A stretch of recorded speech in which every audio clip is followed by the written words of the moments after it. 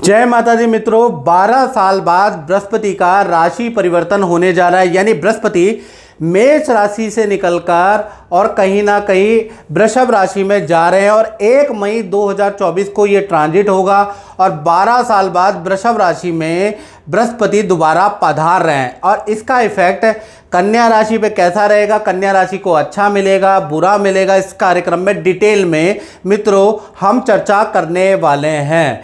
और ये जो गोचर है कन्या राशि के अनुसार देखा जाए तो आपकी राशि से ये जो गोचर है वो 9वें भाव में, यानी कि 9वें भाव में ये गोचर होने वाला है। कन्या राशि की ये 9वां भाव है, यहाँ पर गोचर होगा। और शास्त्र के अनुसार लिखा है 9वें गोचरे जीवा विजय सिद्धि दायका, यानी 9वां भाव वैसे भी शुभ भाव होता है, धार्मिक भाव होता है, इष्ट और आराधना का भाव होता है। और वहाँ पर देवादिदेव बृहस्पति का मिलन कन्या राशि के लिए बड़ा वर्गोदम है। हर कार्य में विजय सिद्धि आपको प्राप्त होगी।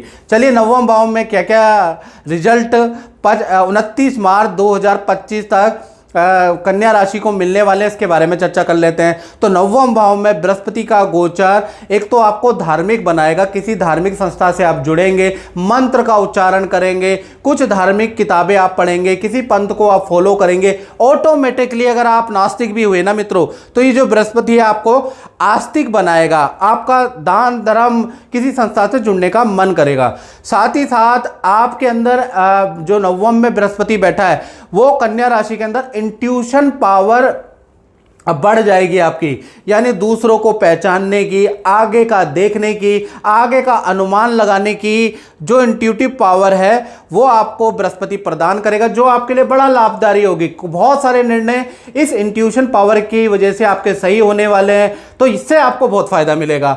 साथ ही साथ 9वें भाव में बृहस्पति विदेश से संबंधित कार्यों के लिए भी लाभदायक है। विदेश जाना हो, वीजा का अप्लाई हो, विदेश में नौकरी करना चाहते हो, विदेश में पढ़ने जाने चाहते हो, तो विदेश संबंधी कार्यों में भी सफलता ये 9वां बृहस्पति दिलाएगा।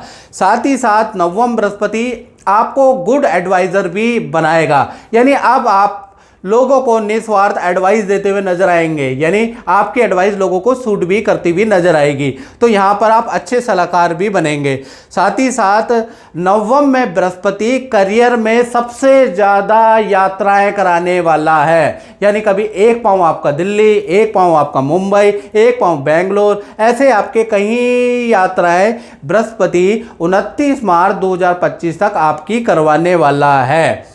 तो 9वें भाव में बृहस्पति का ट्रांजिट कन्या राशि के लिए बल्ले बल्ले लाभदायक है। लेकिन बृहस्पति की 3 दृष्टियां भी होती हैं मित्रों, 5वीं, 7वीं और 9वीं। तो 9वें भाव से 5वीं दृष्टि से वो आपके लगन में, यानी आपकी राशि को देखेगा, यानी कि ये दृष्टि बहुत अच्छी नहीं है। आपको थोड़ा अपने अंदर कंट्रोल करना है, नहीं तो बुरी आदतों में आप फंस सकते हैं, बुरे नशों की आदतों में आप फंस सकते हैं। तो थोड़ा सा आपको खान पीन की आदतें में कंट्रोल करना पड़ेगा, नहीं तो आपके अंदर कोई बुरी आदत लग सकती है। और 9वें भाव से बृहस्पति की 7वीं दृष्टि आपके 8 नंबर जहाँ लिखा है वह तृतीय भाव पे है। तो यहाँ पर देखा जाए तो लेखन, साहित्य, काव्य, संगीत में आपका शौक जागृत होगा। आप कवियों को थोड़ा सीरियस होकर सुनने लगेंगे, गोष्ठियों में जाने लगेंगे, साहित्य में आपकी रुचि, गीत संगीत में आपकी रुचि बढ़ जाएगी। साथ ही साथ बृहस्पति की 9वीं जो दृष्टि है वो आपके 5वें भाव में बैठी है, यानी कि 5वें भाव में बैठी है। तो थोड़ा सा जो लव कपल है उनमें आपस में थोड़ा डाउट पैदा होगा। लव कपल के लिए ये दृष्टि बहुत अच्छी नहीं है। प्रेम में संदेह होगा, प्रेम में वाद विवाद ज़्यादा रहेगा, या फिर आपकी संतान है और बड़ी संतान है कन्या राशि की, तो संतान से वाद विवाद रह सकते हैं इस दृष्टि के कारण। तो कुल मिला के देखा जाए तो कन्या राशि खुद के लिए तो ये जो गोचर है बहुत लाभकारी है, लेकिन संतान और लव कपल के लिए बहुत अच्छी दृष्टि नहीं है। हेल्थ के लिए ये दृष्टि बहुत अच्छी नहीं है, ये गोचर की दृष्टि। तो ये थोड़ा सा कन्या राशि को ध्यान रखना पड़ेगा।